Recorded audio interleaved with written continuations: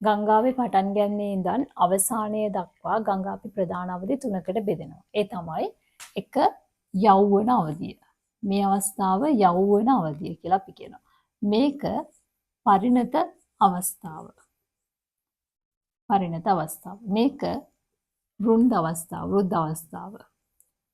වෘද්ධ අවස්ථාව. එතකොට අර සාමාන්‍ය මිනිස්සෙගේ ජීවිතය වගේ තමයි යෞවන පරිණත වෘද්ධ අවස්ථාව කියලා අවස්ථා තුනක් තියෙනවා ගංගාවේ. එතකොට යෞවන අවස්ථාවේදී තියෙන විශේෂත්වය තමයි ගංගාවේ ජල පරිමාව ඉතාම අඩුයි. ඒ වගේම තමයි බෑවුම් අනුක්‍රමණය වැඩි.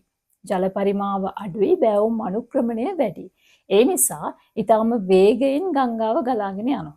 එතකොට මේ ජලය වේගයෙන් ගලාගෙන යාම නිසා භූමියේ පතුල කාදනය ප්‍රබලව සිද්ධ වෙනවා. ඒ කියන්නේ විශේෂයෙන්ම යෞවන අවස්ථාවේදී වැඩිපුර සිද්ධ වෙන්නේ කාදනය. එතකොට පරිණත අවස්ථාවට එනකොට පරිණත අවස්ථාවේදී මේ අනුක්‍රමණය මෙතන යෞවන අවස්ථාවට වඩා තරමක් අඩු වෙනවා.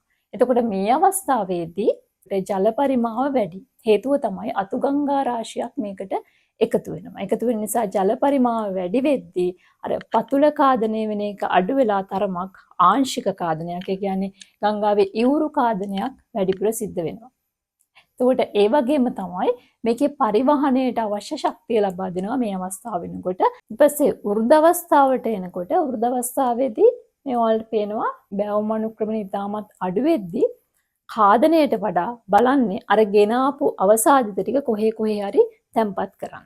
ඒකයි ගංගාවේ පතුලේ වෙන්න පුළුවන්, ගංගාවේ ඉවුරේ වෙන්න පුළුවන්, එහෙම නැත්නම් ගඟ මූදට වැටෙන තැන වෙන්න පුළුවන්. මේ වගේ එක තැන්වල මේ අවසාදිත ටික තැම්පත් කරන්න තමයි බලන්නේ. මොකද ගඟට මේ අවසාදිත ඉක්මනින් රැගෙන යාමේ හැකියාවක් නැහැ. මොකද වේගය අඩුයි, ජල පරිමාණ වැඩි, අනික යන්නේ අනුක්‍රමණය අඩු භූමියක.